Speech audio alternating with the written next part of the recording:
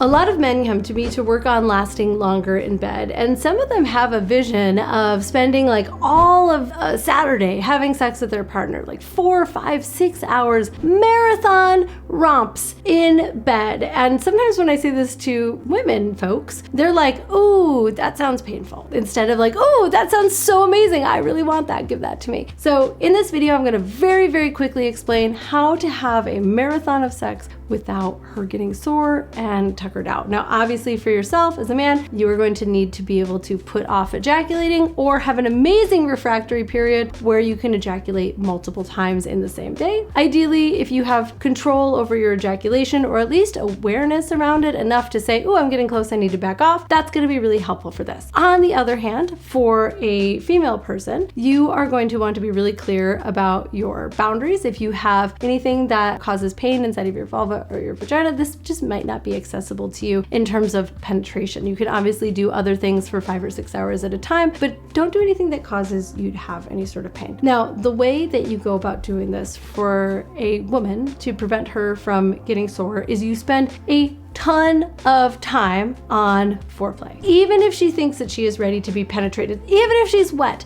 if her body is not all the way relaxed and not all the way turned on before you get started, you're going to be working against the clock. And that's because her muscles haven't really been activated. All of the erectile tissue that makes up the space around the vaginal opening and inside of the vagina haven't been activated and filled with blood, and therefore she's truly not ready to begin. So you have to begin with more foreplay than you would expect, because you're going to be going longer. This is like if you were running a marathon versus walking down the street to grab a cup of coffee. You treat the body very differently inside of those two different scenarios, because we're going to be asking the body to go to a far more extreme place with the long marathon example. Secondly, you take breaks. I don't care what anyone has told you. You do not have pounding sex for hours on end, no matter what. Ideally, you don't even have a lot of like pounding sex in a single session. You save that for times where one or both of you are about to climax. And instead, you focus on really slow, grinding, sultry, sort of sensual movements that feel good and build up over time to intensity. Not just that, but you also come back and forth inside of the experience. So you're going to be taking breaks.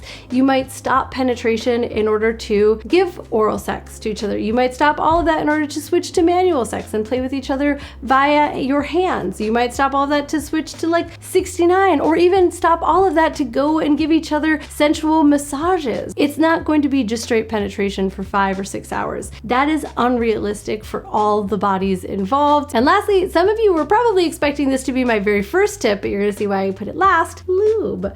I would highly recommend, if you are going to be having sex all day long, a water-based lube, a silicone-based lube, and an oil-based lube. You should have all of them on hand anyways. And that's because different situations call for different kinds of lubricant. Now, if you are having all-day sex without using condoms and without using toys, at least not silicone-based toys, I would highly recommend an oil-based lube. And that's because the body usually typically well tolerates oil, like oil exists on our skin anyway. So it doesn't add up. It doesn't tend to, if you're using a high-quality oil, leave a film behind. If it does, adding more feels good, not like it's competing or adding friction. So oil-based lubes can be really, really phenomenal for maintaining the body's like levels of moisture, and they are slick and they don't dry out super easily. On the other hand, if you are planning to use condoms but you're not using toys, using a silicone-based lube is great. Silicone-based lube tends to dry to a kind of a slick, smooth finish. It like feels dry, so you can add more to it without, again, it feeling like yicky if you're going to be going over and over and over again. It cannot be used with silicone-based toys, but it can be used with like metal-based toys or glass-based toys. They're phenomenal additions to your toy chest if you don't have them yet. Water-based lube, not great for marathon sex, but if you are going to be using toys, it is your absolute best option. That would be an environment where you may want to schedule in some showers to